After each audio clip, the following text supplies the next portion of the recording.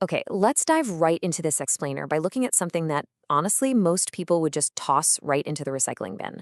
We're going to examine the August 2026 Board of Directors meeting minutes for the Crossroads Colony Condominiums.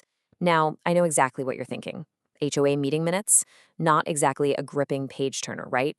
But trust me on this. When you apply just a little bit of scrutiny, mundane documents like this can reveal a massive, absolutely fascinating disconnect between what a leadership team is saying they're doing and what's actually happening behind the scenes with the community's money. On the surface, these August 2026 minutes look incredibly dry. Totally routine. You've got your standard roll call, a list of board members, the property manager's name. It's just a wall of black text on a white page, officially recording the business of a residential community.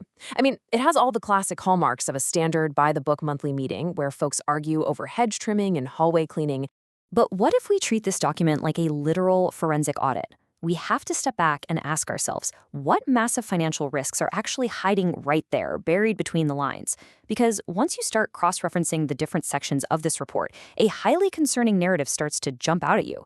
We begin to see this clear pattern of delayed decisions, completely missed opportunities, and unfunded liabilities that could literally end up costing the unit owners thousands of dollars. We aren't just reading a meeting summary here. We are looking at a real-time roadmap to a potential financial crisis. To really frame this analysis, we have to start with the board's own stated goals for the year. Listen to the exact phrasing they use right on page 1. The board explicitly states that their expectations for the term include maintaining proactive leadership and transparent communication. Okay, so those are the benchmarks they've set for themselves. As we go through the rest of this explainer, I really want you to keep those two promises in the back of your mind: proactive leadership and transparent communication, because we are going to test those lofty goals against the board's actual behavior. So tucked away at the very end of the minutes, there's this dramatic correction. It states that the community actually voted down a recurring $22 monthly dues increase, not a one-time $300 special assessment like they originally reported back in June. Guys, this is a massive discrepancy. A one-time assessment versus a permanent increase to the community's recurring revenue stream, those are two completely different financial events. The fact that this was originally recorded completely backwards points to a pretty deep misunderstanding of the community's finances by whoever drafted those initial minutes. But more importantly, it means the board's request for reliable, regular monthly income was just flat-out rejected by the community. And that rejected dues increase creates a huge funding paradox for them. Think about the massive projects they're suddenly targeting. At the very same time, the board is just beginning to discuss a massive reserve plan for huge capital improvements. We're talking roofing, siding, extensive concrete work, brand new fire alarm systems. These are incredibly expensive, non-routine repairs. But remember, the community literally just voted down a dues increase. So how exactly is the board planning to pay for all this? That glaring tension between their grand spending plans and a total lack of incoming revenue isn't addressed anywhere in the document. It's essentially a reserve plan in name only, completely unfunded. Which brings us to a very live physical liability. The minutes revealed that there were 6 significant tree branch breaks during the spring and summer. Now, while luckily no damage to structures or vehicles was reported from these specific incidents, the board is already sweating, reviewing potential insurance implications if a future branch break results in a claim. Think about what this actually means. They have a known, ongoing physical risk on the property right now, and they are sitting on an unfunded reserve plan. If a heavy branch crushes a roof before they adopt and fund that plan, this community is going to be slammed with a painful, immediate emergency assessment. There's just no way around it.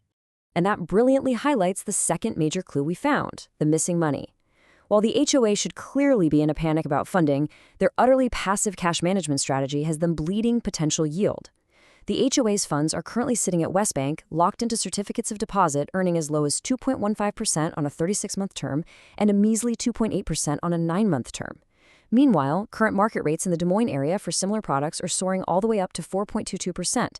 The board claims to be fiscally responsible, but they are leaving a massive pile of free money on the table just by failing to shop around for better rates. Breaking down the exact numbers here, the community is losing out on over 1 to 2 full percentage points of yield on tens of thousands of dollars.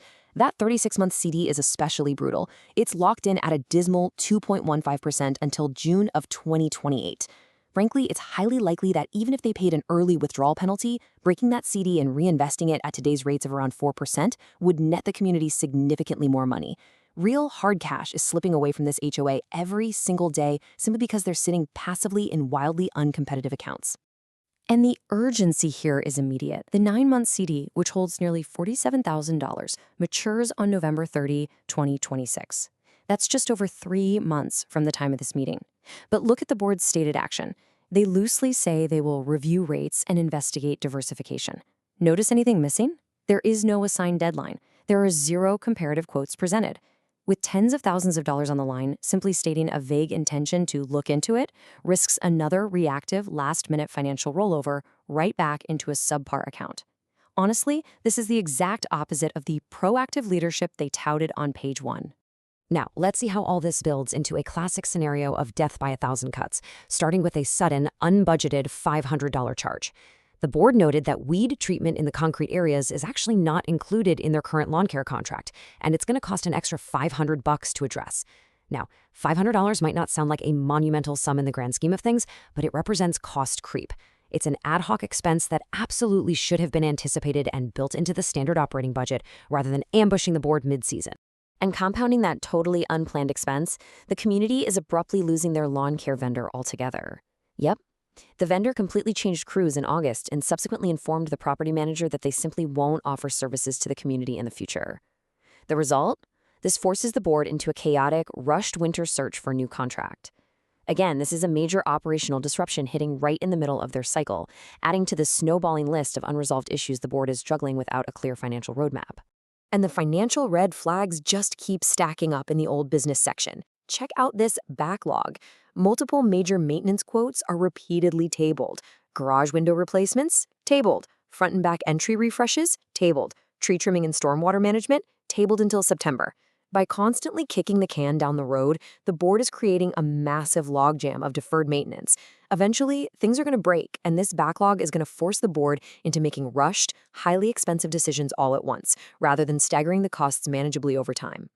We also see a really frustrating pattern when it comes to discretionary spending. These minutes show votes passing without any visible cost-benefit framing. For example, the board happily approved $200 for themselves to attend an HOA summit, explicitly stating the $50 per person cost. Great, clear enough. Yet, literally in the very next breath, they approved creating welcome packets at the cost of the community without ever listing a budget, a limit, or an estimated dollar amount. Passing open-ended community expenses without a documented price tag directly contradicts their own goal of transparent communication. Which brings us right full circle, back to the very first page of the document. We started by highlighting the board's proud announcement that their entire focus for the 2026 and 2027 term would be proactive leadership and transparent communication.